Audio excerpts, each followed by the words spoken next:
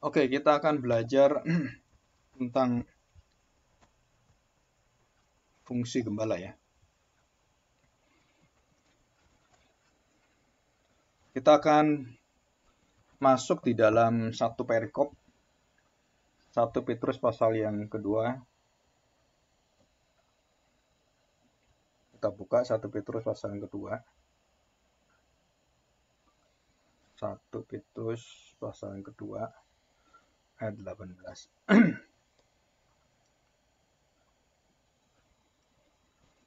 Oke, kita akan masuk ya. Temanya dan juga perikop itu dengan judulnya penderitaan Kristus sebagai teladan.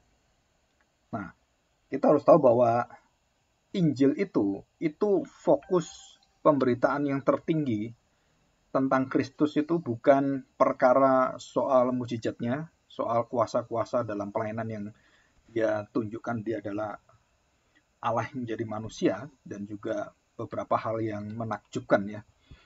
Terus memberi makan orang, 5.000 orang, 4.000 orang, terus dengan kesembuhan-kesembuhan dan juga kuasa yang luar biasa. Inti daripada semua mujizat itu mengarahkan orang supaya percaya kepada dia nanti mati. Jadi di situ. Jadi fungsi mujizat, fungsi nubuatan, kekuatan Kristus, kemudian pelayanan dia yang membukakan banyak sekali hal-hal yang belum pernah terjadi di manusia, di hidup manusia dan khususnya bangsa Israel, dan mujizat-mujizat yang pernah dilakukan nabi-nabi itu tidak akan pernah bisa menyaingi dan melebihi daripada Kristus yang begitu banyak, dan hampir tiap minggu itu mujizat-mujizat itu banyak sekali mengalir ya. Tapi itu bukan berita utama, bukan berita yang puncak daripada pekerjaan pelayanan Kristus. Berita puncak yang menyelamatkan, yang membawa kita masuk dalam hidup kekal, itu adalah dia seorang gembala yang menyerahkan dirinya sebagai domba. Ya, ini dicatat ya. Jadi gembala yang juga adalah domba. Akulah gembala yang baik. Apa gembala baik? Dia memberikan dirinya sebagai domba.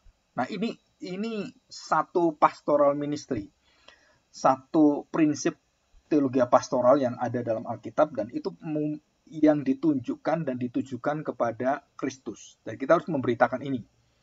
Jadi gembala yang agung, pemelihara jiwa domba yang sesat. Nah, bagaimana dia memelihara domba yang sesat? Dia menjadi domba yang sehat. Ya, dialah domba yang sulung. Dialah domba yang benar, domba yang taat. Nah, kita sesat, memberontak, keras kepala, keras hati gitu. Nah, ini menjadi teladan ya, teladan di dalam teladan karya Kristus yang mana dia menjadi teladan, yaitu penderitaan. Nah, berita ini di gereja-gereja hampir terhapuskan ya. Kristus menderita. Nah, ini kita menuju Jumat Agung. Nah, Jumat ini kan ada Jumat Agung ya. Ya, saya harapkan kalian bisa mempersiapkan baik-baik. Dan mungkin ada puasa, saya nggak tahu ya, nanti dibicarakan. Oke, saya bacakan. 1 Petrus pasal 2 ayat 18. Hai kamu hamba-hamba, tunduklah dengan penuh ketakutan kepada Tuhanmu, bukan saja kepada yang baik dan peramah. Jadi ada pemimpin yang baik seperti Pak Jokowi gitu ya. Presiden kita tuh sangat luar biasa. Ya, selama ini kita lihat presiden yang sangat dekat dengan rakyat dan memperhatikan dan memperjuangkan itu, presiden kita Jokowi itu sangat luar biasa ya. Dan Tuhan pilih dia dari rakyat dan tidak ada latar belakang apapun, tiba-tiba dengan secepat kilat gitu ya, naik langsung jadi presiden dengan cara Tuhan yang ajaib. Nah, di sini baik dan peramah. Ya, bukan saja kepada yang baik dan peramah, tetapi juga kepada yang bengis, yang kejam, yang sadis, yang tidak berperi kemanusiaan seperti Herodes, ya kan, seperti Herodes, Nebukadnezar, Belshazzar, Raja Asyur dan semuanya. 19. Sebab adalah kasih karunia jika seorang karena sadar ya, bukan tidak sadar akan kehendak Allah, menanggung penderitaan yang tidak harus ia tanggung. Sebab dapatkah disebut pujian jika kamu menderita pukulan, atau dipukul ya, menderita pukulan karena kamu berbuat dosa. Jadi itu bukan pujian, itu kehinaan, kurang ajar kamu berbuat dosa, kamu dipukul. Tapi kita kebalik, kita dipukul, kita menderita, dan kita mendapatkan pujian dari Tuhan. Kenapa? Karena kita menderita meneladani Kristus. Menderita yang tidak layak kita tanggung. Ya. Tetapi jika kamu berbuat baik, dan karena itu, karena perbuatan baik kamu harus menderita, maka itu adalah kasih karunia. Itu adalah anugerah. Jadi jelas ya, itu adalah anugerah. 21. Sebab untuk itulah kamu dipanggil. Untuk itulah kamu dipanggil. Menderita yang tidak seharusnya, yang tidak sewajarnya, dan tidak selayaknya kamu tanggung. Menderita.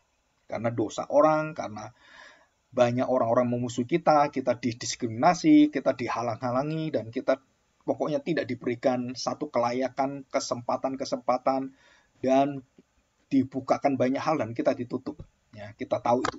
Dan di dalam banyak hal, orang Kristen itu tidak boleh jadi ini, itu banyak. Nah, sekarang mulai dibuka satu persatu ya di negara kita. Kita bersyukur karena asas demokrasi.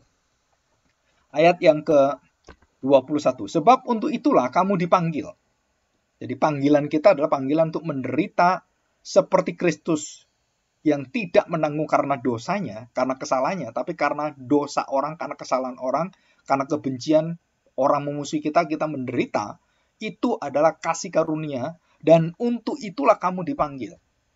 Karena Kristus pun telah menderita untuk kamu, dan telah meninggalkan teladan bagimu, supaya kamu ya, mengikuti jejaknya. Jejak itu apa yang sudah ditinggalkan, dan bukan hanya sudah ditinggalkan jejaknya aja, arahnya juga sudah kelihatan, dan semua warisannya juga sudah ada, dan sudah ada dituliskan dalam Injil, dan semua dengan lengkap. Jadi jejaknya di sini bukan cuma jejak kaki ya. Oh, kakinya doang kemana ini nggak tahu. Nggak. Jejaknya itu kita tahu bahwa seluruh daripada langkah awal Kristus sebagai batu penjuru, seluruh hidup Kristus sudah ada dari awal jejaknya, dan semua teladannya komplit itu ada di Alkitab. Ya. 22. Nah, kita lihat jejaknya ya. Kalau kita orang kan rekam jejak gitu kan. Ini rekam jejaknya gimana nih? Ada orang tua yang penjahat nggak? Dia pernah masuk penjara nggak? Dia nama baiknya gimana? Prestasinya gimana? Itu rekam jejak. Kita teliti orangnya. Nah, ini dikatakan jejak Kristus itu jejak yang mulia, kudus, dan benar, dan adil. Tidak ada salahnya. Nah, ini dua-dua. Perhatikan. Yesus Kristus, ia tidak berbuat dosa. Jadi tidak berbuat dosa itu bertindak dalam dosa, melakukan dosa, perbuatan dosa, atau tingkah laku dosa. Yang kedua, dan yang sejajar ya, tipu tidak ada dalam mulutnya. Jadi dia tidak ada kelicikan, tidak ada keinginan dan hal-hal yang tersembunyi, akal-akalan, dan kemudian memalsukan. Dan tipu itu termasuk di dalamnya dusta dan semuanya. Ya. Jadi mulai dari tingkah lakunya sampai mulutnya itu tidak didapati satu kata, satu kalimat yang bisa dituduhkan dia berdosa. Ya. Tidak ada yang bisa dituduhkan dia berdosa. Dikatakan itu ya, ia tidak berbuat dosa dan tipu tidak ada dalam mulutnya. Ini di dalam Yesaya 53 ayat 5 dan 9.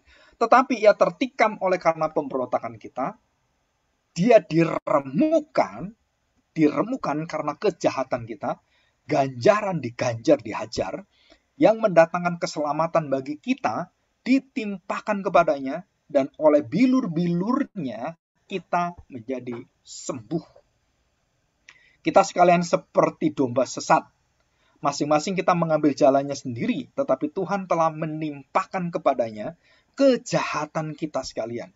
Dia dianiaya, tetapi dia membiarkan dirinya ditindas dan tidak membuka mulutnya. Ya, ini karakter teladan Kristus. Kalau kita selidiki ada sekitar 7 karakter Kristus yang luar biasa. Termasuk salah satunya tidak membuka mulut waktu dicaci maki, dihajar, disiksa, dan mengalami kesakitan-kesakitan, penghinaan. Dia tidak membuka mulutnya. Seperti anak domba yang dibawa ke pembantaian. Seperti induk domba yang keluh di depan orang-orang yang menggunting bulunya, ia tidak membuka mulutnya. Ya. Sesudah penahanan dan penghukuman ia terambil dan tentang nasibnya, siapakah yang memikirkannya? Sungguh ia terputus dari negeri orang-orang hidup, dan karena pemberontakan umatku ia kena tulah. Orang menempatkan kuburnya di antara orang-orang fasik, dan dalam matinya ia adalah di antara penjahat-penjahat. Yesus mati di antara penjahat kiri kanannya. Sekalipun ia tidak berbuat kekerasan dan tidak ada tipu daya dalam mulutnya. Ya, ini diulangi oleh Petrus. Jadi Petrus waktu menuliskan ayat ini, tidak berbuat dosa, tipu daya tidak dalam mulutnya, itu mengacu pada Yesaya tadi. Ya. Yesaya 53 ayat 9. Ya. Oke, nah kita lihat ini ayat yang selanjutnya. Bagaimana kita melihat secara prakteknya? Ya, ini kan Tuhan Yesusnya dalam dirinya punya kualitas yang luar biasa. Dan bagaimana keluarnya, praktek di luarnya, eksternalnya. Ya, ini internal Tuhan, ya, internal dirinya. Dan kemudian eksternalnya bagaimana? Ayat 23. Ketika yang dari luar, ia dicaci maki, ia tidak membalas dengan mencaci maki. Ketika ia menderita, ia tidak mengancam. Jadi kalau saya sakit, kurang ajar kamu ya. Awas kamu ya. Nah, gitu kan? Itu kan kita sering gitu, mengancam. Tetapi ia menyerahkannya kepada dia, Bapaknya, yang menghakimi dengan adil. Ia sendiri telah memikul dosa kita di dalam tubuhnya di kayu salib. Supaya kita yang telah mati terhadap dosa, hidup untuk kebenaran, oleh bilur-bilurnya kamu telah sembuh. Nah, istilah bilur ini banyak disalah mengerti dan ditafsirkan salah dan dipraktekkan oleh pendeta-pendeta menjadi doa kesembuhan, dan itu sebenarnya tidak tepat, bahkan menuju pada kesesatan. Kalau kita doa, bilur-bilur Tuhan Yesus menyembuhkan kamu, penyakit-penyakitmu. Nah, yang diceritakan dalam 1 Petrus pasal 2 ini, ayat 24, bilurnya itu bukan kesembuhan, tapi kematian. Kematian Kristus, penderitaannya lah yang menjadi kesembuhan jiwa kita. Jadi bukan kesembuhan fisik di sini. Ini kesembuhan jiwa, kesembuhan keselamatan kita dalam dosa. Nah, bagaimana kita disembuhkan? Kamu memiliki karakter Kristus, bilurnya itu yang menimpa Kristus ya. Jadi ini apa? Bilur itu kan habis selecutan itu kan ada bekasnya, bilur kan? Buah, seperti itu kan. Darah. Dan kemudian luka ya, kayak orang itu beset-beset gitu kan, wah kayak gitu kan, kelihatan gitu, cacatnya kan kelihatan, terus keluar darahnya. Nah, bilurnya ini itu menyembuhkan. Maksudnya apa? Karakter Kristus yang menerima dosa-dosa dan caci makian itu tidak membalas, dan dia menderita karena itu. Nah, ini yang menyembuhkan. Jadi bukan doa kesembuhan. Dan kemudian ayat ini dipakai, bilur-bilurnya kamu disembuhkan. Terus kemudian kita doain orang, kamu disembuhkan. Mengusir orang, kamu diusir. Nah, itu tidak pada konteksnya. Dan banyak ayat Alkitab, juga para hamba Tuhan, pendeta, pengajar, yang mengajar dengan salah, bahkan sesat, karena konteks Alkitabnya tidak dipelajari dan arahnya kemana, itu ngawur semuanya. Dan dia asal baca, nggak belajar, nggak pernah sekolah, nggak tahu bahasa Ibrania, Yunania, nggak pernah belajar tentang hermeneutics, tentang homiletics, tentang menafsir Alkitab, dan dia tidak sungguh-sungguh, dia asal baca seenak sendiri, maka kecenderungan untuk jatuh dalam dosa, kesesatan, penyelewengan Alkitab itu sangat besar, dan itu sudah nampak. Dan itu terjadi di mana-mana, apalagi di YouTube. Itu banyak orang yang tidak berkualitas, pendeta-pendeta itu ngawur semuanya. Kemarin saya baru dapat, udah pernah saya kasih ya di WA, Tuhan Yesus mau mati di salib atau ketabrak gerobak, itu nggak masalah. Yang penting dia tuh mau menyelamatkan saya. Ini padahal pendeta ini pernah jadi ketua pendeta-pendeta seluruh Indonesia, dan dia berada di tempat jabatannya, kedudukannya tertinggi, ya. Dan dia mengatakan kalimat itu, dia seorang doktor, dia seorang berpengetahuan yang luar biasa, tapi hatinya kepada Kristus itu sangat menghina Tuhan. Walaupun dia mengatakan dia percaya Tuhan Yesus, tapi dengan kalimat-kalimat dia mengatakan Yesus ditabrak gerobak, itu dia tidak mengerti bahwa Yesus mati di kayu salib itu sudah dinubuatkan, sudah diprediksi, dan semua itu akan menjadi satu tonggak sejarah dan terjadi di dalam sejarah manusia. Jadi tidak mungkin ditabrak gerobak, itu nggak mungkin.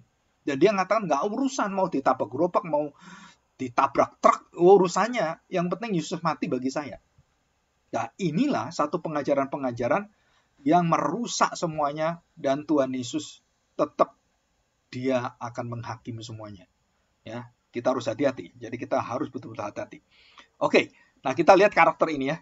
Ia dicaci maki, ia tidak membalas dengan caci maki. Ketika ia menderita, ia tidak mengancam, tetapi ia menyerahkannya kepada dia, Bapaknya, yang menghakimi dengan adil.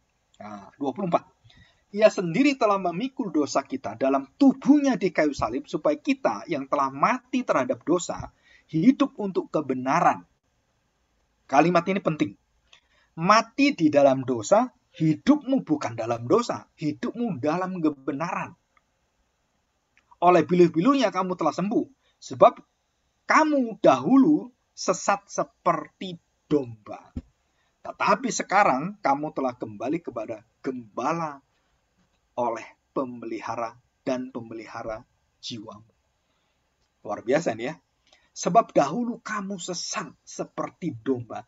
Sekarang gak sesat, kamu sekarang sehat, dan kamu kembali kepada gembala dan pemelihara jiwamu. Gembala pemelihara jiwa, domba-domba yang sesat. Dan itu temanya. Gembala pemelihara jiwa, domba yang sesat. Atau domba-domba yang sesat. Nah, ini temanya ya. Nah, bagaimana kita dalam pastoral, dalam pelayanan, kita punya hati yang punya karakter yang luar biasa. Dan ini nggak bisa dibentuk 1-2 hari. Dan ini dibentuk bertahun-tahun, dan kamu belajar untuk mengatasi dosamu sendiri, kebiasaan dosamu, dan dosa orang-orang di luar kamu. Nah, perhatikan prinsip ini ya. Camkan ini. Kalau kamu tidak bisa menangani dosamu pribadi, kamu tidak akan mampu untuk mengatasi dan menerima serta mengerti dosa orang lain yang menimpa kamu. Jadi jelas ya. Jadi kalau kamu tidak bisa menangani hidupmu, kamu tidak bisa mengendalikan dirimu, kamu tidak bisa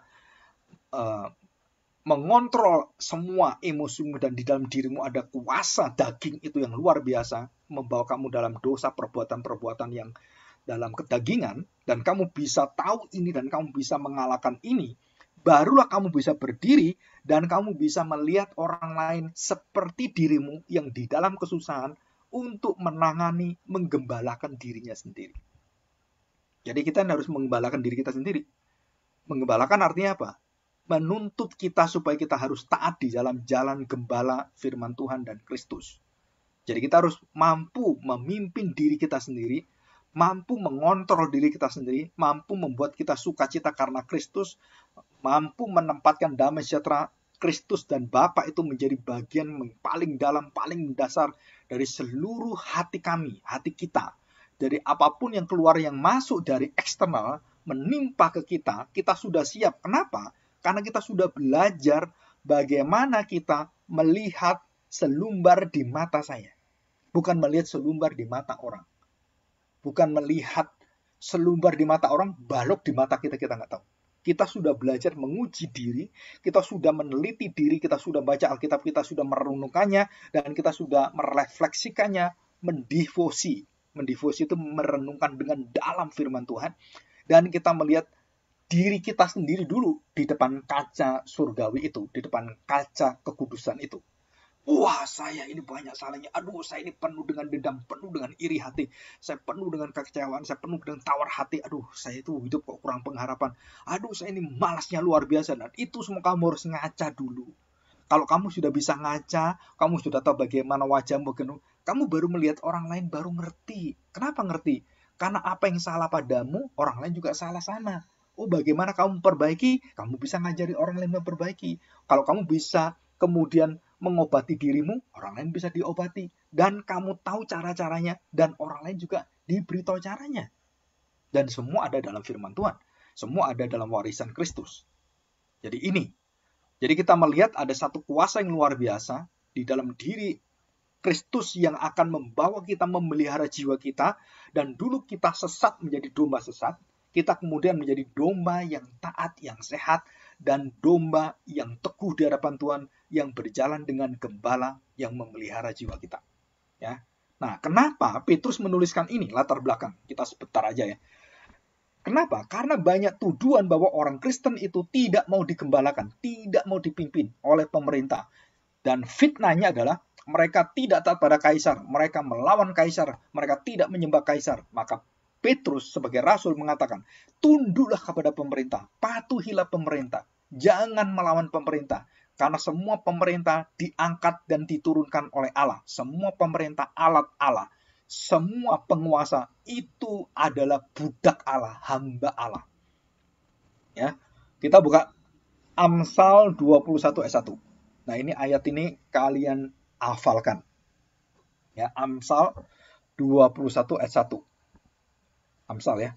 Sebentar. Amsal 21 ayat 1. Demikian bunyi firman Tuhan. Saya baca.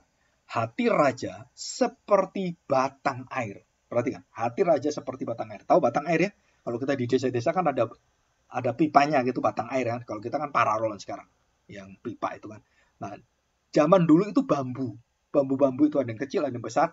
Nah, itu dialirin air dan kemudian batang air ya dari bambu atau yang lain. Nah, hati raja itu seperti batang air yang nggak bisa kemana-mana kalau tidak diarahkan oleh Tuhan. Jadi raja itu berbuat apapun, yang bengis sekalipun, itu sudah di dalam takaran Tuhan.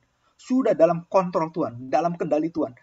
Yang raja bengis itu dengan dosanya, Tuhan bisa ngatur dia semua. Kamu dosa, kamu jahat, bisa tak atur. Herodes jahat, bisa tak atur. Semua diatur Tuhan.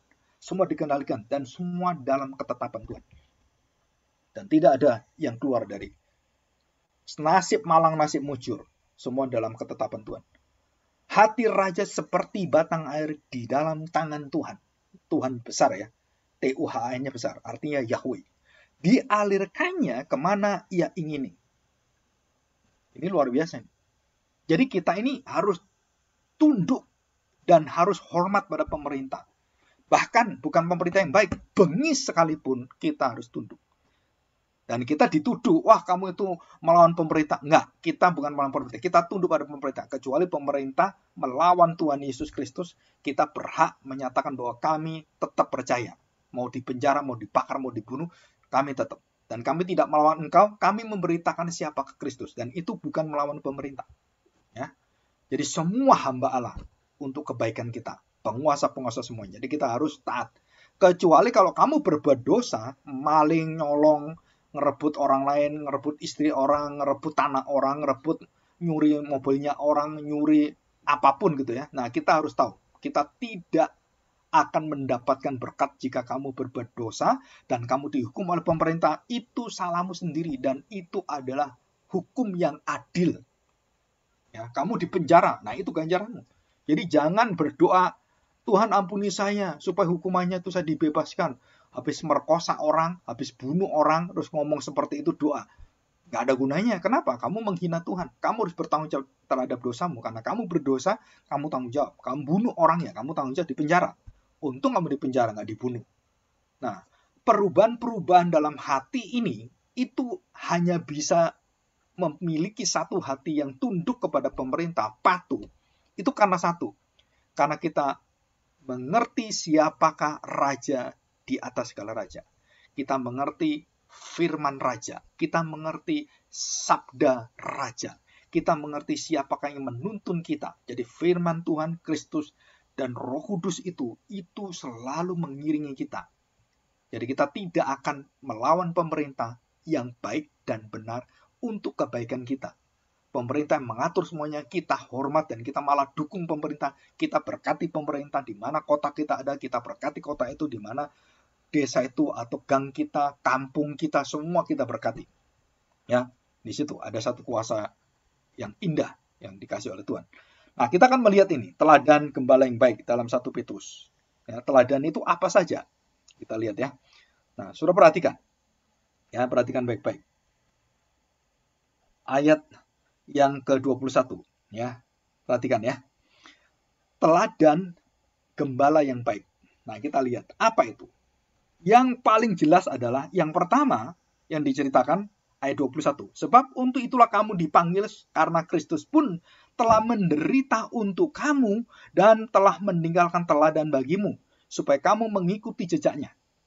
Betul kan? Jadi apa yang ditanam? Satu, penderitaan yang akan menjadi teladan kita, dan kita harus dipanggil menderita seperti Kristus menderita, dan kita akan menikmati kasih karunia Allah dalam penderitaan permusuhan dunia memusuhi Tuhan. Ya, di sini kebenaran yang kita bawa, nama Kristus kita bawa, itu dibenci oleh orang-orang beragama, apalagi agama-agama tertentu. Wah, itu begitu kenal Kristen, kenal Kristus, Isa, wah mereka bencinya luar biasa. Ya, mereka langsung wajahnya lain. Saya pernah kenalan dengan orang sama. Begitu saya ngomong, saya orang Kristen, Pak. Wah, langsung beda mukanya dia. Oh, Kristen ya? Terus saya ngomong, saya pendeta, Pak. Oh, pendeta ya? Tambah menjauh dia. Kayak ketemu setan gitu loh. Jadi ketemu orang Kristen itu kayak ketemu jin kafir gitu. Wah, mengerikan sekali ini orang-orang. Jadi kita, waktu identitas kita beritahu, itu yang mereka gak senengi itu siapa? Yang mereka musuhi, mereka hindari itu siapa? Ya nama Kristus, bukan kita sebenarnya. Karena kita percaya Kristus, ya kita kan ada dampaknya. Dan itu otomatis. Dan itu kita dipanggil untuk itu. Ya. Nah, apa teladan yang pertama? Teladan di dalam penderitaannya, kita tidak mengucapkan, membalas caci maki dengan caci maki. Dan saya percaya, kalian kalau mendapatkan satu masalah yang gak enak, dan sakit hati, kemudian tertusuk hatimu, dan kamu merasa begitu dongkol luar biasa, dan marah luar biasa, kamu langsung melihat dengan mata, mulai matanya beda, kemudian raut wajahmu mulai merah ke hitam-hitaman, dan wajahmu mulai beda, kayak pepaya, bukan kayak semangka. Mulai matanya mengerut-ngerut, dan kemudian mulai melirik-lirik, dan mulai matamu mulai tajam tapi nggak lebar. Kalau tajam lebar kan sukacita, tajam tapi ngecil, bahaya. Dan kamu mulai hatimu panas, dan situ kemudian mulai gak tahan di tenggorokan, dan akhirnya begitu orang itu membuat masalah lagi, langsung kita marah, dasar kamu. Wah, disitulah manusia lama kita, domba yang sesat, muncul lagi. Dan kita harus belajar. Saya pun masih belajar. Dan terus belajar melihat Kristus. Waktu dicaci maki, dia tidak membalas caci maki. Dia dihina, dia diejek, ditempeleng, dipukul, diludahi, ditendang, ditampar. Aduh, semua diolok-olok, dihina-hina, dilecehkan. Terus kemudian dibuat mainan, ditutup, ditempeleng kepalanya. Aduh. Dan kemudian apa? Dia menerima hukuman yang paling akhir, hukuman mati. Dengan siksaan yang membawa sampai mati. Dengan penderitaan, kesakitan sampai mati. Dengan kehinaan sampai mati. Dan dengan seluruh kemaluan yang sampai mati. Dengan satu hati yang lemes dan tidak bertenaga, dan gak bisa apa-apa, gak ada tenaganya, sampai mati. Dan semua sampai mati. Saya tanya sekarang, kita gak sampai mati, sampai hidup, tersinggung sedikit aja, kita sudah kayak setan. Kita sudah mata, kita sudah apalagi kalau kita punya pacar kita digoda gitu. Wah, dulu siapa itu kakak kelas pernah gitu, tak bunuh kamu ya, terus dilaporin ke saya. Siapa mau bunuh? Oh ini Pak, gini. Ya walaupun itu pacarmu, nggak boleh kamu ngomong dibunuh. Terus saya panggil, sini kamu ngomong dengan saya, dan saya beritahu, kenapa kamu ngancam orang? Kenapa ngancam? Tak bunuh kamu. Suami belum, hanya pacar, udah berani-beraninya seperti itu. Tegur yang baik, beritahu yang baik. Jadi bukan soal itu pacarmu, tidak. Kalau wanita jangan digoda seperti itu. bukan pacar.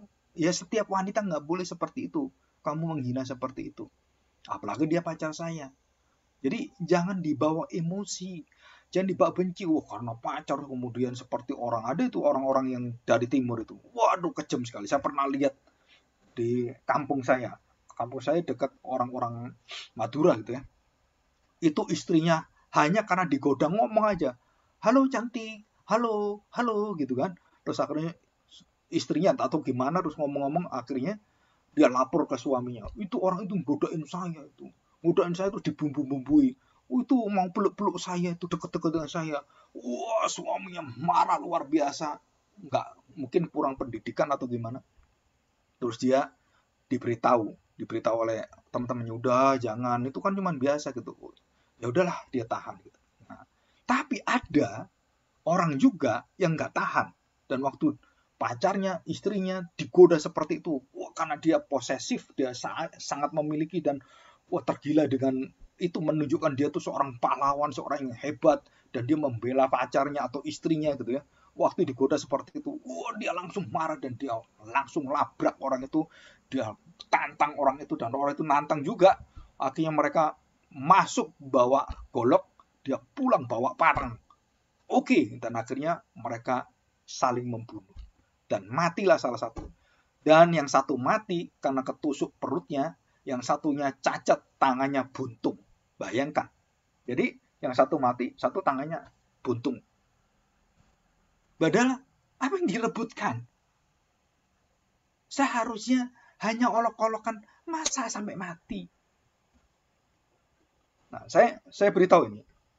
Mungkin masyarakat kita harus belajar. Belajar apa? Belajar tidak membalas cacian dengan cacian. Menempatkan itu pada pemerintah supaya pemerintah menghakimi dengan adil. Saya pernah ya menangkap orang maling ayam, pitik, pitik ya bahasa Jawanya pitik. Dan kemudian maling, saya nggak ngerti. Ini maling apa gitu? Maling. Ayamnya dilepasin, dia lari. Tadi dia ayamnya dilepasin, akhirnya dia lari. Karena maling-maling pikirnya apa gitu ya? Wah, dari tiba-tiba ada satu orang lempar kursi panjang yang bangku tuh yang kayung itu, dan orang itu lari, pas orang itu tunggu. Wah, begitu lewat dilempar, wah, kena, langsung jatuh, dan kemudian dipukuli orang, tidak tahu berapa puluh orang datang, buak, sampai babak belur, udah teler-teler seperti itu, kemudian dikepruk dengan orang gitu, ya dikepruk, tidak tahu pakai papan apa ya, kepalanya kok, buak, langsung mati dia. Nah, saya tanya sekarang, satu perbuatan orang, kita harus belajar ini ya.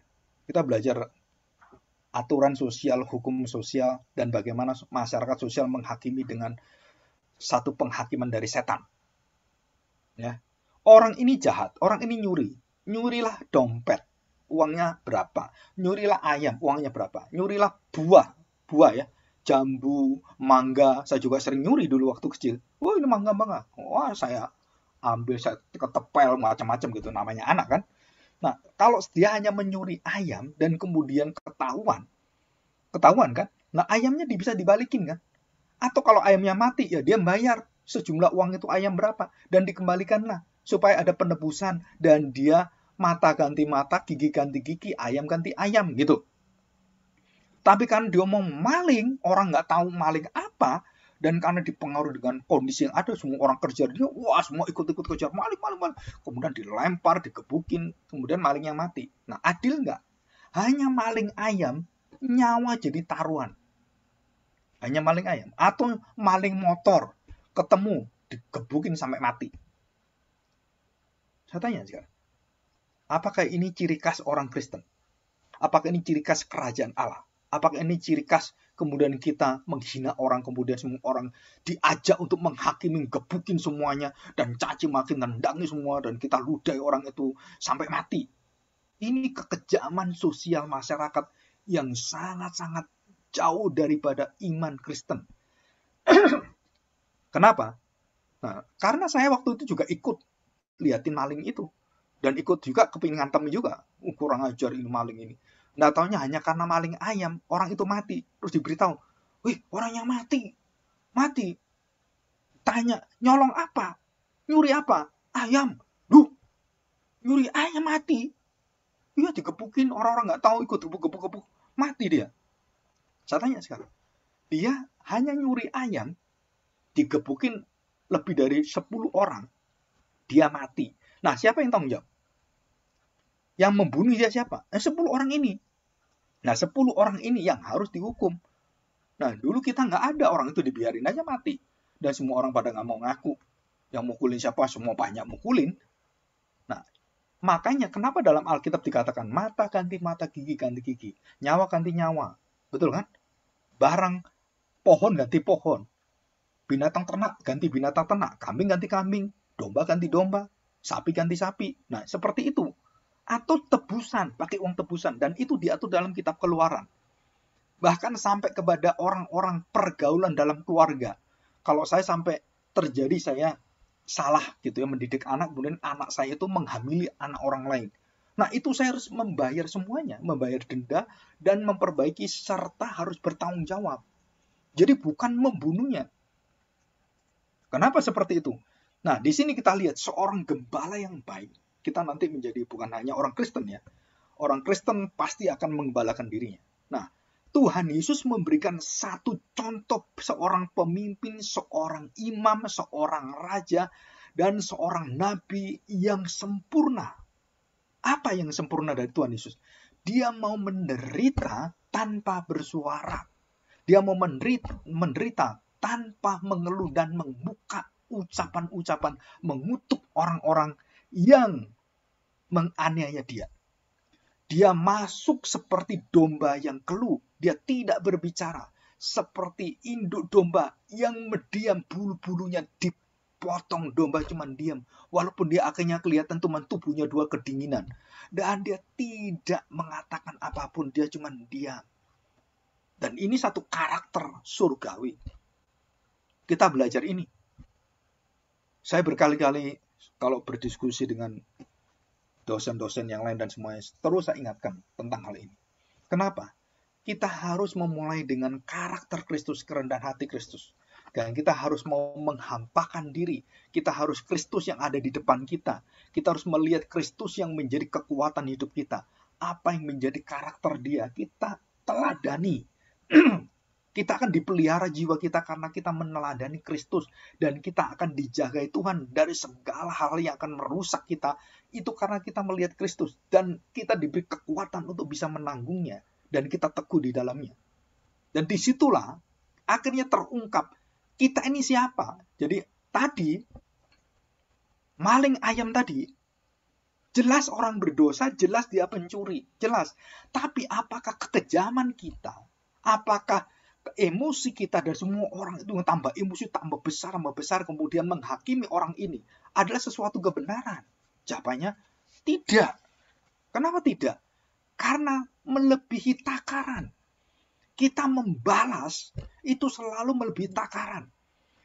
Saya beri contoh. Ada orang benci dengan saya, ya.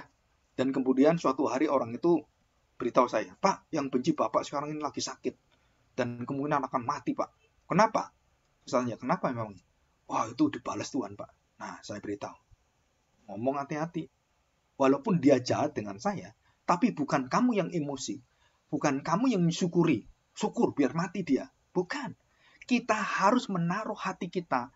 Hati Kristus. Kita harus melihat orang itu. Memberikan kesempatan kalau bisa kita mendoakan dia, memberkati dia, memberikan kasih kita, perhatian kita, supaya dia merasakan kasih Allah. Jadi bukan syukur, disyukur-syukurin. Dan ngomong itu, kamu dikutuk Tuhan, kamu menghina hamba Tuhan, menghina pendeta, kamu musuh pendeta, nah itu kamu dikutuk Tuhan. Bukan itu bukan pekerjaan kita, itu urusan Tuhan. Tapi kita semua diberi satu karakter Kristus. Kita ditanam kasih Kristus. Kamu menanggung satu penderitaan yang tidak seharusnya ditanggung. Kamu berbuat baik, kamu dimusuhi orang-orang seperti itu. Dan ini bisa di dalam gereja. Bisa majelis, bisa pendeta, bisa penatua, bisa diaken, bisa semuanya. Atau jemaat juga bisa. Dan kita tidak boleh membalas kebencian itu dengan kebencian. Kita tidak boleh membalas sakit hati dengan sakit hati. Atau ngomongin orang dosa-dosa dia. Nah ini yang paling celaka ini. Kalau kita sakit hati gitu ya, apalagi biasanya kaum wanita, cewek atau ibu-ibu, kalau sudah sakit hati ngomong ke ibu-ibu panjang sampai kayak sepur gitu ya, kayak kereta api nggak berhenti-berhenti. Gitu. Waduh, ngomong itu kurang ajar tuh. Nah, dari ibu ini cerita ke sana sana, wah, akhirnya semua orang tahu, wah, ini kurang ajar ini. Kenapa? Karena dari satu arah, dia dengarin satu arah, dan dia difitnah dengan dia dirumpiin semuanya. Apakah dia layak dibenci oleh semua orang? Kalau dia berdosa kepada saya, ayo kita beresin berdua saja. Kita sepasang mata bersama-sama saling memaafkan. Kalau nggak bisa, bawa saksi, dua saksi. Jadi ada dua pasang mata saksi yang akan mendamaikan kita. Kita duduk, kita berdoa. Kamu kenapa sih kok beda dengan saya? Kenapa kamu ngolong-ngolong saya? Kenapa mungkin saya salah atau kamu yang kelebihan bagaimana? Oh, maksud saya begini, gini, gini. Benar seperti itu. Kalau seperti itu, ya ini saksinya semuanya. Oke, saya bisa terima. Oke, akhirnya dia minta maaf. Kita juga minta. Oke, kita maafkan. Selesai. Dan itu baik. Dan tidak mengingat-ingat lagi. Kalau lupa sih nggak bisa. Tidak mengingat lagi. Jadi oke lah. Jangan diulang lagi ya, kita sama-sama tahu dan kita sama-sama terima. Oke, salaman lagi, kita baik lagi, dan kita betul-betul bisa membuang hal itu semua. Sakit hati, dengki, dongkol kita, akar pahit dalam hati kita, itu bisa dilepaskan. Itu sukacitanya luar biasa. Ya mungkin kebanyakan orang-orang yang bermusuhan dan kemudian dia tahu salahnya dan saling memaafkan, itu biasanya tambah baik, tambah berteman dan tambah dekat sekali. Kenapa? Karena tahu kelemahan kita. Dan itu yang terjadi, yang pernah saya alami seperti itu. Ada pendeta yang senior, waduh gak seneng. Tapi begitu saya terus tidak membahas caci maki, maka dia mempercayakan pekerjaan pelayanan. Udahlah, kamu aja, Gung. Kamu yang gantiin saya gitu. Bayangkan dulu itu, wah, iri. Wah, gak seneng gitu. Tapi setelah kita baik, kita beritahu dan semuanya, dan kita komunikasi dengan baik, wah dia tahu, oh berarti kamu nggak mengambil kedudukan saya, kamu tidak mau untuk melepaskan semua, terus kemudian mengambil kursi saya sebagai pendeta senior. Wah enggak gitu. Akhirnya sampai saya dipromosiin untuk apa? Menjadi pendeta di gereja di Surabaya itu. Udah kamu aja jadi pendeta, nanti gantiin saya sudah umur mau 60 tahun. Saya katakan, Pak, nggak bisa, saya harus melanjutkan kuliah lagi, kan saya di situ cuma setahun. Udahlah, nanti lanjutin di Surabaya aja, jangan kemana-mana. Nggak bisa, Pak, karena saya udah harus ke Amerika, saya harus ke Los Angeles, saya harus ke sana. Saya nggak bisa, kenapa? Karena udah saya tanda tangan gitu. Ya udah, nanti kalau udah selesai ke sini ya gitu. Nah, dari situ kita lihat, dari hati yang panas menjadi dingin dan menjadi hati yang terkait, dan kita saling mendoakan, kita menjadi baik. Waduh, sukacitanya luar biasa. Nah, di situ. Jadi kita akan membawa, kalau sudah gembala itu memberikan contoh dalam penderitaan. Nah, kenapa dalam penderitaan? Karena tidak ada orang yang tahan dalam penderitaan yang tidak akan berkata. Kita lihat Ayub, kita lihat Musa, kita lihat Abraham, semua jatuh dalam dosa. Daud apalagi, Salomo lebih-lebih lagi. Saul, wah gak karu-karuan dia, Raja Saul. Dan semua jatuh dalam dosa. Musa karena emosi. Coba bayangkan. Karena emosi dan dia ditantang, kemudian dia mau dibunuh, mau diusir oleh bangsanya sendiri, dipimpin oleh dia, gak tahu terima kasih. Dan mencaci maki dia, mengeluh dan mengutuk-ngutuk Musa. Dan mengutuk-ngutuk Tuhan gitu kan. Dan akhirnya Musa ditempatkan di salah satu tempat, dihakimi, dan dia mau dibunuh, mau dirajam. Di situ Tuhan turun dalam kemuliaannya. Dan Tuhan menghakimi orang-orang itu, dan Tuhan binasakan orang itu semua. Dan tahu, Musa dosanya yang diingat dan kemudian diberitahu oleh Tuhan. Dia memukul batu karang, bukit karang itu dengan emosi. Dia pukul itu. 2 kali dia pukul. Dan Tuhan katakan, karena peristiwa di Mara atau di Meriba, kamu tidak boleh masuk tanah Kanaan. Saya tanya sekarang, salahnya apa Musa? Musa terbawa emosi. Bayangkan, terbawa emosi karena bangsa Israel ini kurang ajar luar biasa. Ya, sangat kurang ajar sekali. Apa yang terjadi? Dia nggak tahan emosi, kemudian dia bawa tongkat itu dan dia pukul dengan emosi, kurang ajar kamu itu. Nah, dia tidak marah pada Tuhan loh. Dia marah kepada, dia mencaci maki dalam hatinya kepada bangsa Israel. Dan dia marah, bangsa yang biadab, bangsa yang bebal, gitu kan. Lalu dia pukul, dar. Memang mujizat keluar, air keluar. Aqua itu keluar, aqua gitu kan. Aqua, tambah besar dan mengairi semuanya. Dan Tuhan beritahu, Musa, karena dosamu, kamu tidak masuk tanah perjanjian. Kamu tidak diperbolehkan. Kenapa, saudara? Karena dia dipengaruhi dengan emosi jemaatnya. Dia dipimpin hatinya oleh kedongkolannya. Kamu ini kurang ajar. Bangsa yang keras kepala, tegar tengkuk. Musa emosi dan terbawa emosi, kemudian dia jatuh dalam dosa. Jadi bagaimana menjatuhkan pemimpin? Gampang. Pertama, setan mengangkat pemimpin dan dipuji-puji semuanya. Kamu pemimpin yang baik, khotbahmu bagus. Wah, kamu luar biasa. Kamu berkarisma, kamu ganteng. Waduh, kamu cakap orangnya. Kamu nyanyimu indah sekali. Wah, kamu mainnya gitar bagus. Aduh, kamu bisa membawakan liturgosnya itu luar biasa. Kami merasakan dipimpin dengan satu berkat dan kami merasakan roh Tuhan bekerja waktu kamu menyanyi, waktu kamu memimpin, waktu kamu khotbah, kamu pelayanan. Wah, luar biasa. Dan iblis memakai ini semua. Pujian-pujian ini. Dan sampai puncak, sampai kita kenyang dengan pujian, dan kita berada di atas seperti itu. Dan tiba-tiba ada satu jemaat yang menghina kita, datang mengatakan, Pak, kalau boleh Pak, gereja ini akan baik kalau Bapak turun. Bapak lepaskan jadi gembala. Karena Bapak tidak pantas jadi gembala. Dan dia ngomong, Bapak tidak pantas jadi gembala. Wah, dia emosi. Ini orang-orang itu semua muji-muji saya semuanya. Kenapa satu orang ini kok mencaci maki saya? Kok gak seneng dengan saya? Wah, dia emosi. Dan karena emosinya dia berusaha supaya orang ini diusir dari gereja. Dan dia pakai majelis, dia pakai hamba Tuhan yang lain. Dan kemudian dia atur semuanya. Akhirnya jemaat ini yang mengkritik dia, itu dimusuhi satu gereja dan diusir. Dan itu caranya iblis. Diangkat dulu dan kemudian dikirim satu orang yang mencaci maki kamu. Dan kamu emosi karena udah terbiasa dipuji-puji. Makasih. Terus satu orang berada depanmu mencaci maki kamu. Kamu gak layak, gak pantas kamu jadi pendeta. Khotbahmu gak enak. Kamu emosian, kamu ditunjuk. Wah, dia emosi. Dan kemudian semua diatur oleh dia seperti orang Farisi ahli Taurat. Ya, mau membunuh Tuhan Yesus. Sama, kita sama. Kita pengaruhi teman-teman kita, musuhi dia. Pengaruhi semua bela kita. Dan kita matikan karakternya. Kita matikan sifatnya. Dan kita tuduhkan supaya dia betul-betul orang jahat. Nah, kita semua. Sampai akhirnya anak itu kemudian tahu. Lu kenapa semua musuh saya? Apa salah saya? Oh, dia nangis-nangis. Dan kemudian dia dikeluarkan. Karena difitnah. Sama. Waktu jemaat itu keluar. Dan saya pernah melihat orang seperti ini di gereja. Dan bukan satu dua orang, banyak.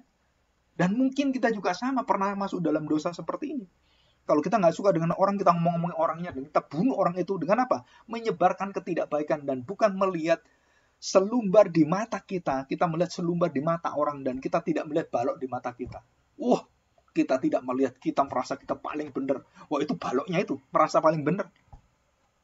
Identitas kita akhirnya muncul pada saat apa? Penderitaan, penghinaan, dicaci maki. Nah, di situ dia keluar. Kamu seorang hamba atau bukan? Kamu seorang egois atau bukan? Kamu seorang yang menghampakan diri, menyangkali diri, atau kamu memusatkan diri, kamu gila hormat, gengsi, kedudukan, pujian. Nah, di situ kamu rontok semua. Dan Tuhan Yesus berhasil sempurna, dan tidak ada satu manusia yang pernah sempurna hidupnya tanpa dosa. Dan mulutnya pun tidak mengeluarkan kalimat akal-akalan, licik, kalimat dusta, menipu, dan kalimat-kalimat yang bercabang-cabang. Enggak, Tuhan Yesus kalimat-kalimatnya itu begitu pasti dan benar dan tidak mempermainkan kata-kata. Dan kita harus belajar. Tuhan Yesus mengatakan, jika ya, katakan ya. Jika tidak, katakan tidak. Di luar ini, ya dan tidak, dari iblis semuanya. Itu jelas dalam Matius, khotbah di bukit. Ya, tidak, tidak. Jangan sekali-kali kamu mengatakan, ya bolehlah tapi ya gimana ya, nanti saya pikir lagi. Oh iya Pak, ya nanti saya kabari Pak ya. Kalau nggak bisa ngomong nggak bisa, bisa ngomong bisa. Dan kita harus belajar seperti itu. Jangan memakai kalimat-kalimat yang aneh-aneh. Nah saya juga sama. Saya seringkali juga secara nggak sadar kebiasaan-kebiasaan habitat kita dalam dosa itu membuat kita tuh mengatakan banyak supaya orang itu melihat kita ini nggak ada kelemahannya. Kita dalam pelayanan itu seolah-olah kita pastoral yang kudus, yang sempurna. Dan kita menutupi kelemahan kita. Kita telat aja mengatakan, oh iya tadi ada orang gini-gini, ngarang-ngarang cerita. Oh ada orang seperti ini, ngarang-ngarang lagi cerita. Pokoknya kita harus membela diri, menutupi kesalahan kita supaya kita benar. Dan orang membenarkan kita. Nah ini identitas kita. Sedangkan Kristus tidak melakukan ini. Dia berdiam, dia tanggung semuanya, dan dia terima. Dan dia tidak membalas. Walaupun, perhatikan, walaupun dia maling ayam, kita tahu. Tapi kebencian kita kepada maling ayam itu tidak boleh menghukum lebih kejam dari koruptor. Koruptor dihukum cuma 5 bulan, 1 tahun. Dan kemudian selesai. Yang menyengsarakan rakyat, jutaan rakyat, uangnya diambil dia semua. Ini cuma ayam. Dia dihukum mati. Layakkah gitu? Masa maling ayam digebukin sampai mati? Maling sandal digebukin sampai kemudian mukanya peot semua? Padahal sandal. Itu pernah kan maling sandal di masjid? Oh ketahuan, ditempelin orang yang blak itu. Bayangin kalau satu orang tempelin 2 kali. Itu di masjid ada 1000 orang. Tempelin semua. Wah, ininya peot semua kan? Nah, di situ kita melihat. Jadi kita harus hati-hati. Memang kita harus tahu bahwa pembalasan itu selalu Alkitab mengatakan pembalasan adalah hak Tuhan. Loh Pak, kalau kita orang Kristen, kalau kita mau dibunuh gimana? Masa kita nggak bela? Loh, ya harus bela. Kita diberi kemampuan untuk membela diri, tapi bukan membunuh karena kebencian. Nah ini contohnya, ya satu contoh. Kita lihat ya di Alkitab. Satu contoh di Alkitab. Kita lihat Dina, ya Dina.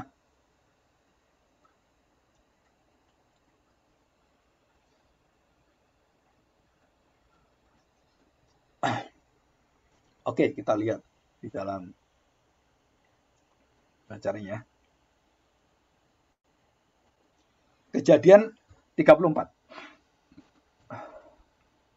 Ya, Dina dan Sikem. Kejadian 34. Nah, perhatikan baik-baik. Kalian belajar jangan sampai kalian terjebak dalam dosa perzinahan. Seperti Dina dan Sikem.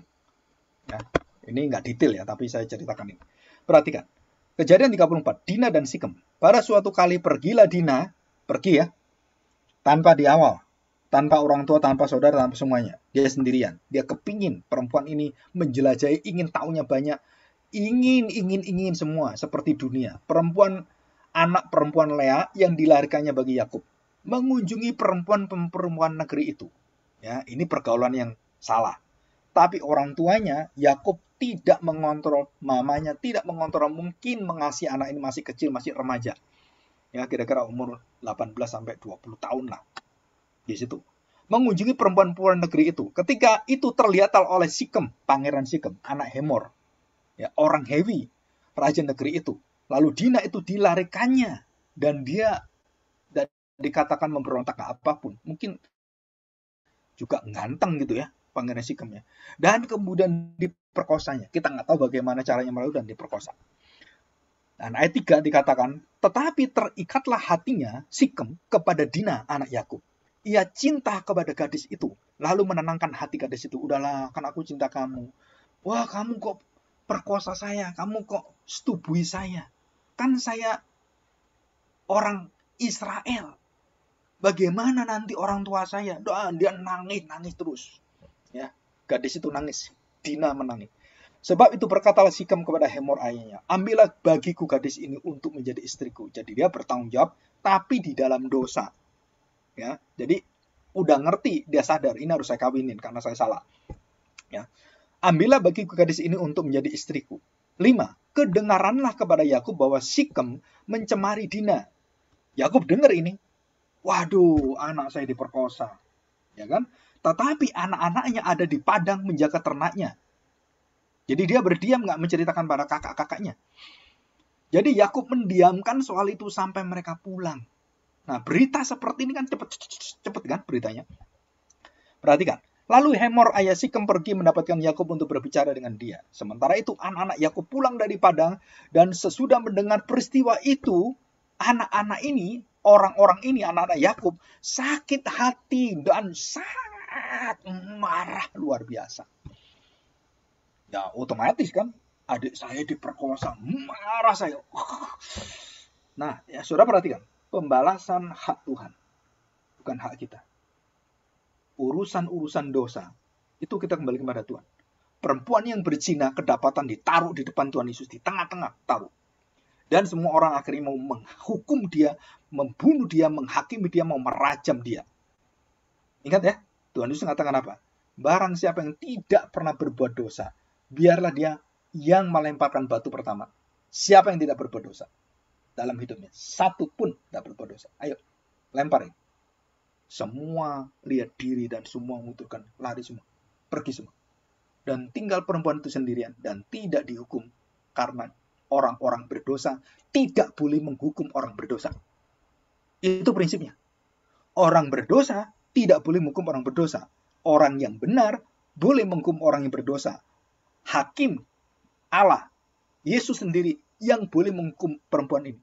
Dan ditanya, siapakah yang menghakimi kamu? Adakah orang yang tinggal? Tidak ada. Loh ada, siapa yang tinggal? Tuhan Yesus. Tuhan yang mengatakan, yang tidak berdosa silakan lempar. Semua pergi. Kalau Tuhan Yesus berdosa, ya dia pergi juga kan? Yang tidak berdosa, ayo, saya juga berdosa. Yaudah, tinggal, udah bebas kamu sendiri. Enggak, Tuhan Yesus di situ, karena dia tidak berdosa. Semua orang pergi, dia sendirian tidak berdosa, dan dengan pendosa perempuan yang berzina ini.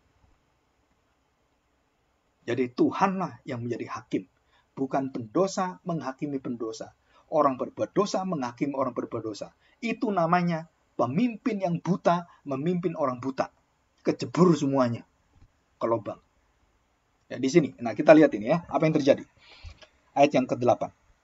Saya bacakan ayat 7. Sementara itu anak-anak Yakub pulang dari padang, dan sesudah mendengar peristiwa itu, orang-orang ini sakit hati dan sangat marah karena Sikem telah berbuat noda di antara orang Israel dengan memperkosa anak perempuan Yakub, satu-satunya perempuan. Jadi kokonya ini sayang sekali dengan adiknya ini. 12 kokonya sayang dengan adiknya. Luar biasa. Ya, Dina ini luar biasa, dicintai keluarganya, tetapi tidak dididik dengan baik. Bergaul dengan sangat ngawur. Ya, tidak pandang sedulur, nggak peduli dapur, nggak peduli ngawur. Semuanya dia kepingin, dia bergaul dengan perempuan-perempuan Sikem yang penuh dengan dandanan, yang penuh dengan pergaulan bebas. Dia terjebur di sana dan dia diperkosa di sana. Ya. Maka disitulah dikatakan di sini, mereka marah, sangat marah karena Sikem telah berbuat noda di antara orang Israel, memperkosa anak perempuan, adik perempuan mereka. Sebab demikian itu tidak patut dilakukan, dan mereka marah. Berbicara Hemor kepada mereka, hati Sikem anakku mengingini anakmu. Kiranya kamu memberikan dia kepadanya menjadi istrinya, dan biarlah kita mengambil sambil ambil mengambil. Berikanlah gadis-gadis kamu kepada kami, dan ambillah gadis-gadis kami kepada kamu. Tinggallah pada kami, negeri ini terbuka untuk kamu. Tinggallah di sini, jalanilah negeri ini dengan bebas, dan menetaplah di sini. Lalu Sikem berkata pada ayah anak itu dan kepada kakak-kakaknya, biarlah kiranya aku mendapat kasihmu, aku akan memberikan kepadamu apa yang kamu minta. Wah, ya, jadi Sikem ini begitu cinta sampai papanya itu mau menanggung semua malunya dan mau membayar ya, kesalahannya. 12. Walaupun kamu bebankan kepadaku uang jujuran dan uang mahar, seberapa banyak pun aku akan memberikan apa yang kamu minta, tetapi berilah gadis itu kepadaku, kepada anakku menjadi istri dia. Lalu anak-anak Yakub menjawab Sikem dan Hemor, ayahnya, dengan tipu muslihat. Nah, perhatikan ya. Lalu anak-anak Yakub menjawab Sikem dan Hemor, dikatakan dengan tipu muslihat. Karena Sikem telah mencemari adiknya, jadi mereka emosi, dia merancang satu kejahatan yang melebihi batas dan membalas perkosa dengan pembunuhan yang besar. Ya, berkatalah mereka kepada kedua orang itu, kami tidak dapat berbuat demikian. Berikan adik kami kepada kami seorang laki-laki yang tidak bersunat, sebab hal itu aib bagi kami.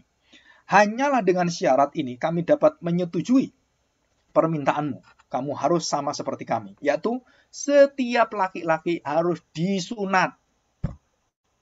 Kalau dewasa itu susah. Ya, kalau kita dewasa disunat, waduh, sakitnya luar biasa, ya kan? Dan itu baru kira-kira sebulan baru kering gitu ya. Baru bisa banyak kegiatan. Zaman dulu kan nggak ada perban, nggak ada obat anti sakit gitu kan. Nah, bayangin itu alat vital laki-laki diambil kulit katanya, kemudian dipotong ya, digunting atau dipisau, kita nggak tahu. Bagaimana mereka nyunat diri mereka yang banyak itu, satu bangsa itu suruh menyunatkan semua anak laki-laki. Semua laki-laki suruh sunat semuanya. Tujuannya apa? Nah, itu ada maksud jahat. Ya. Barulah, ayat 16, barulah kami akan memberikan gadis-gadis kami kepada kamu dan mengambil gadis kamu. Maka kami akan tinggal padamu dan kita akan menjadi satu bangsa. Nah, saudara perhatikan. Kalimat kita akan menjadi satu bangsa, ini adalah kalimat jebakan dan kalimat pencemaran dan kemudian perusakan kebangsaan Israel. Karena tidak diperbolehkan. Tapi anak-anak Yakub memperbolehkan itu. Yang tidak dikatakan oleh Tuhan, itu jangan kawin dengan bangsa lain. Nah, anak-anak Yakub memperbolehkan itu, ya, dengan melicik. Tetapi jika kamu tidak mendengarkan perkataan kami dan kamu tidak disunat, maka kami akan mengambil kembali anak itu lalu pergi. Jadi selesai, nggak ada masalah. Ya, lalu Hemor dan Sikem anak Hemor menyetujui usul mereka. Dan orang muda itu tidak bertangguh, langsung mereka pulang, langsung memerintahkan supaya sunat. Dan dikatakan sebab ia suka kepada Yakub, lalu ia seorang yang paling dihormati, ya, lagi pula dia seorang yang dihormati di antara seluruh kaum keluarganya. Lalu pergilah Hemor dan Sikem anaknya itu ke pintu gerbang kota mereka. Mereka berbicara kepada penduduk kota itu, orang-orang ini mau hidup damai dengan kita, biarlah mereka tinggal di negeri kita dan menjalannya dengan bebas. Bukankah negeri ini cukup luas untuk mereka? Maka kita dapat mengambil gadis-gadis mereka dan menjadi istri kita, dan kita dapat memberikan gadis-gadis kita kepada mereka. Namun hanya dengan syarat, ini orang-orang ini setuju tinggal bersama-sama dengan kita, sehingga kita menjadi satu bangsa, yaitu setiap laki-laki dan di antara kita harus disunat seperti mereka bersunat. Ternak mereka, harta benda mereka, dan segala hewan mereka, bukankah semuanya itu akan menjadi milik kita? Hanya biarlah kita menyetujui permintaan mereka, sehingga mereka tetap tinggal pada kita. Jadi ini licik juga ya. Kan itu hartanya banyak, udah nggak apa-apa, nanti itu kan jadi milik kita semua. Maka usul Hemor dan Sikem, anaknya itu didengarkan oleh semua orang yang datang berkumpul di pintu gerbang kota itu. Lalu disunatlah setiap laki-laki dan setiap orang dewasa di kota itu. Pada hari ketiga, nah perhatikan, hari ketiga itu hari di mana luka itu sakit-sakitnya, pedihnya, sakitnya. Jadi kalau orang disunat kan biasa pakai sarung, terus kemudian itu pakai perban gitu kan. Nah, itu bagaimana caranya itu sunatnya gitu kan. Itu kan sakit, jalan dia sakit, sana sini sakit gitu kan. Nah, pada hari ketiga ketika mereka sedang menderita kesakitan yang paling sakit, datanglah dua orang anak Yakub, yaitu Simeon dan Lewi, kakak-kakak Dina, setelah masing-masing mengambil pedangnya, menyerang kota itu dengan tidak takut-takut serta membunuh setiap laki-laki. Juga Hemor dan Sikem, anaknya, dibunuh mereka dengan mata pedang, dan mereka mengambil Dina dari rumah Sikem lalu pergi. Kejam ya. Jadi pemerkosaan dibalas dengan kelicikan, dengan tipuan, dengan muslihat, dan mereka kemudian membunuh. Bukan cuman yang dibunuh itu Hemor, bukan. Papanya dibunuh, bukan hanya papanya dibunuh, dan semua laki-laki yang ada di Sikem itu semua dibantai. Saya percaya Yakub tahu kebenaran. Saya percaya Yakub sedihnya luar biasa, dan ini adalah kutukan. Dan dia tahu anaknya dalam kutukan besar. di hadapan Allah.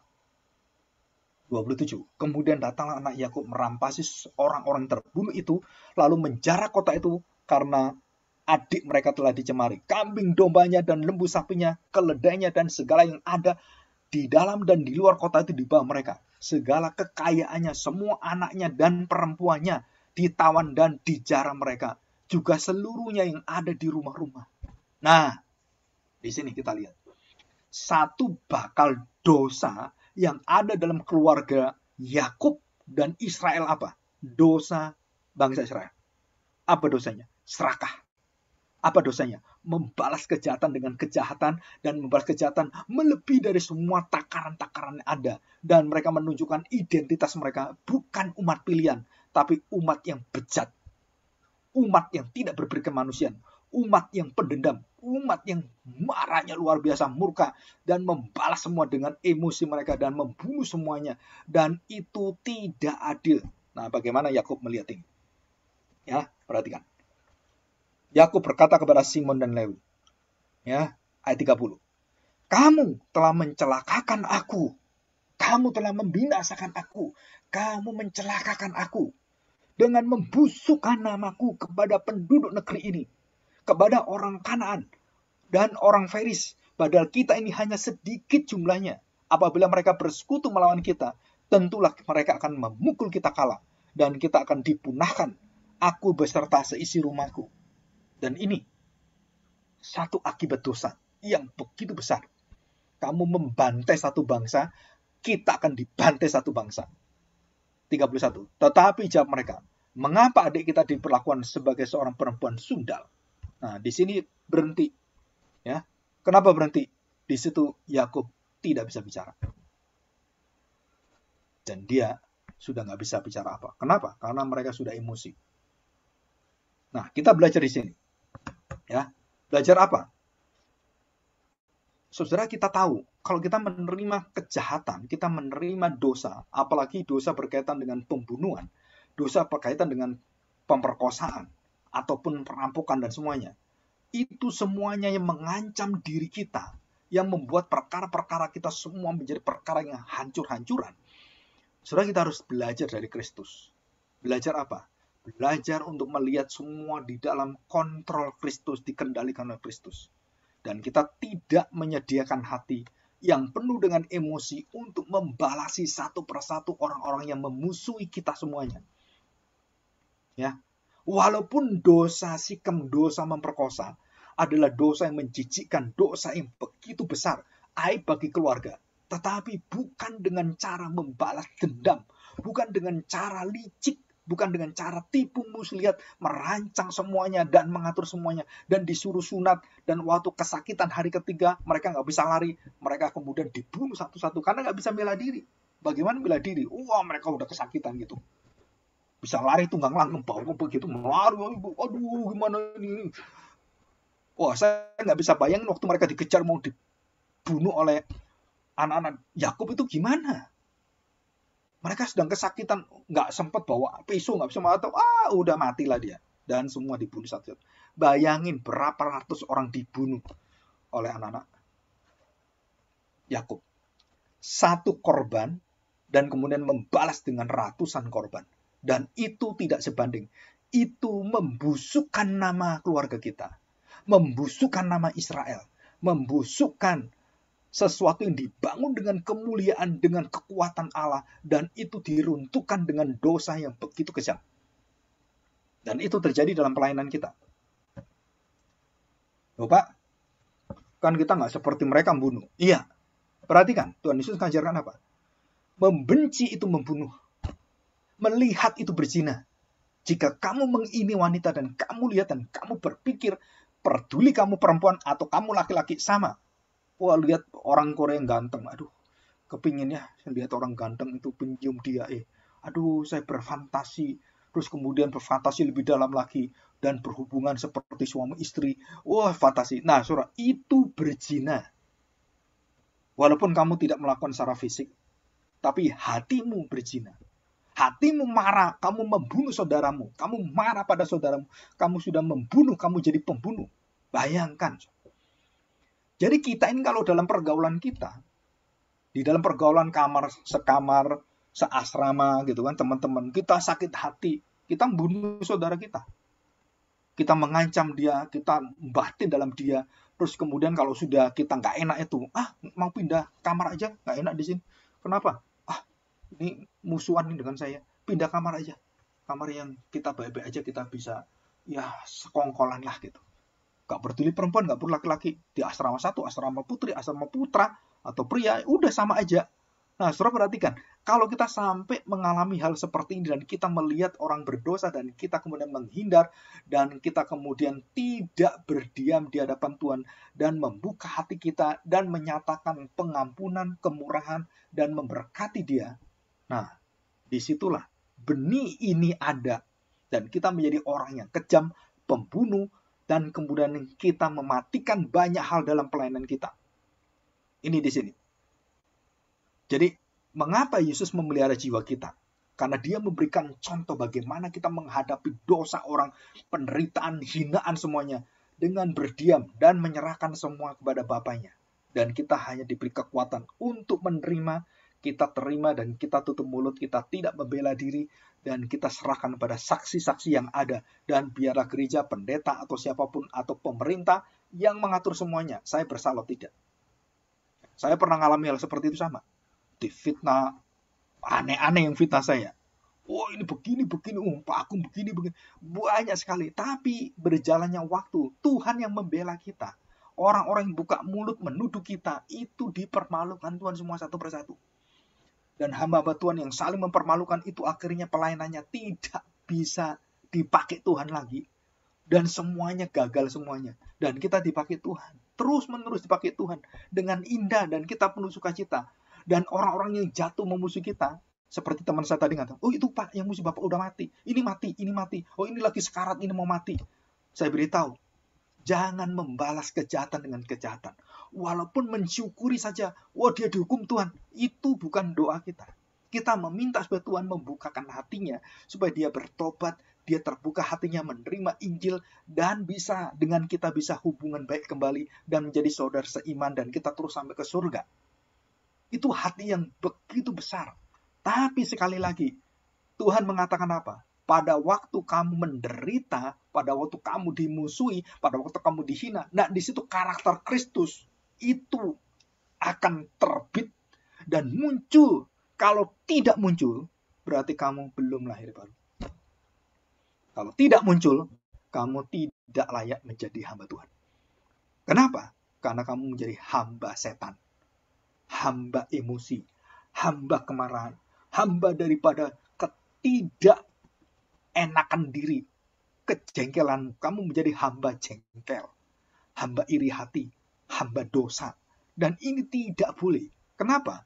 Karena kita memiliki manusia baru dan kita harus membuka hati kita.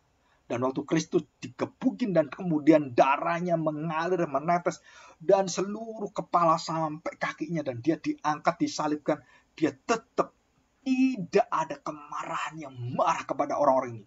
Musa gagal, Daud gagal, Abraham gagal, Yakub gagal, dan semua gagal. Ayub gagal. Dan Tuhan Yesus waktu diangkat di kayu salib. Dan dialah satu-satunya pribadi di dalam penderitaan, kesakitan, hinaan, cercaan, dan semuanya. Dia disalibkan. Dan dia terima. Dan dia mengucapkan satu kata yang tidak bisa diucapkan oleh manusia siapapun. Di sepanjang sejarah manusia dari ujung awal manusia diciptakan sampai akhir manusia selesai. Dan hanya satu manusia yang berdiri di kayu salib. Dan dia bisa mengubahkan segala hujatan, cacian, makian, dan kedengkian, kedongkolan, kebencian, kebengsian, semua dia ubahkan dengan satu kalimat. Ya Bapa, ampunilah mereka, sebab mereka tidak tahu apa yang mereka berbuat. Ini satu kalimat yang membuat kita semua menjadi teduh, menjadi tenang. Dan kita lihat, Tuhan tidak membalas kejahatan dengan kejahatan. Tuhan membalas kejahatan dengan pengampunan. Tuhan membalas kejahatan dengan hati yang besar. Dan dia menerima. Dan dia mengatakan, ya Bapa, aku memohonkan, ampuni mereka, ampuni mereka. Ini yang sulit. kita selalu berdoa, Tuhan, jengkel Tuhan. Tuhan, hantam mereka. Tuhan, kutuk mereka. Tuhan, binasakan mereka. Mama saya mati, dibunuh dia. Tuhan, bunuh dia Tuhan. Kalau saya nggak berani. Kenapa? Dia besar Tuhan, saya kecil. Dia tentara, saya anak-anak. Nggak bisa Tuhan. Tuhan, bunuh dia. Biar tentara yang besar. Biar bajingan bunuh dia. Dan kita berpikir seperti setan. Membalas kebencian dan kebencian dibakar. Dan bensin dengan api. Bensin, wow, tambah besar. Tambah besar. Dan hangus semua kita. Dan kita hancur. Dan tidak ada satu sisa pun dalam hidup kita yang kita bisa bangun. Cacian dibalas cacian. Benci balas benci. Olok-olokan balas olok-olokan. Ejekan balas ejekan. Kemarahan balas kemarahan. Tidak mengerjakan sesuatu yang benar, yang kudus. Tetapi, waktu Yesus mengajar, kasihlah musuhmu. Berdoalah bagi mereka. Berkatilah mereka. Berikan pengampunanku. Dan dia buka. Ya Bapa. Dia berdoa. Ampunilah mereka. Dan disitulah kita melihat. Ini kekuatan. Ini yang memelihara jiwa saya. Gembala yang agung menjadi anak domba yang bersuara seperti gembala. Saudara dengarkan ini. Dia gembala yang agung menjadi domba. Dan waktu dia menjadi domba dan di dalam kematian dan di dalam kesengsaranya, dia tidak mengeluhkan apapun karena dia domba. Dan waktu dia diangkat di atas, dan domba itu menjadi gembala. Dan dia mengatakan, ya Bapa, peliharalah jiwa-jiwa mereka. Berikan pengampunan mereka. Ini tidak ada. Di contoh agama apapun, tokoh agama, nggak ada yang mampu seperti ini. Nggak ada satu orang yang mampu menghadapi dosa. Apalagi mengalahkan dosa. Dan menanggung semuanya. Karena semua manusia di dalam dosa. Di dalam semua kelemahan. Dan Tuhan Yesus waktu menerima itu semuanya. Dia tahu bagaimana sakitnya sampai dia berdoa di Getsemani. Dia nangis luar biasa. Tetesan air matanya. Dalam kegentaran yang luar biasa. Dia berkata, kalau bisa cawan ini lalu. 3 kali dia memohon. Dan dia berdoa dengan hati yang begitu dalam. Dan dia berkata dengan satu kalimat akhir. Dan dia imani. Dan berkata, jadilah kehendak-Mu Bapa. Apa artinya? Saya akan mati. Saya akan terima dosa orang ini. Dan semua musibah bencana saya akan terima. Semua orang-orang Engkau panggil dalam cinta-Mu kepada kami. Orang tua kami panggil semua. Dan Engkau semua, orang-orang semua akan meninggalkan kami. Dan kita semua akan sendiri, kita semua akan dipanggil. Dan semua apa yang menjadi milik kita, semua akan terlepas semua. Dan semua akan mati satu-satu. Mati. Dan kita akan tinggal di hadapan Tuhan. Dan tinggal diri kita. Kamu mau menerima pemelihara jiwamu enggak? Kamu memiliki dunia dan segala isinya. Tapi tidak mengakui aku. Maka aku akan menyangkali kamu. Dan kamu memiliki dunia. Jiwamu, nyawamu binasa. Tapi kamu memiliki Kristus gembala yang agung.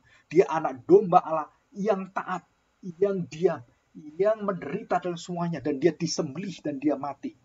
Dan disitulah kita melihat kekuatan kemenangan Kristus. Dia menyatakan dirinya. Kejahatan hanya bisa dikalahkan karena orang yang mau menanggung dan tidak berdosa. Dan hanya Kristus yang bisa. Dan semuanya kita lihat ini. Semua mereka-reka yang jahat. Dan hanya Tuhan yang mereka kebaikan. Bahkan bajingan penjahat pendosa. Tuhan mereka kebaikan. Aku berikan pengampunan. Bertobatlah. Aku berikan pengampunan. Bertobatlah. Berubahlah. Tuhan buka kesempatan semuanya. Ya, kita bersyukur di hadapan Tuhan. Oke. Yang terakhir, Allah adalah hakim yang adil.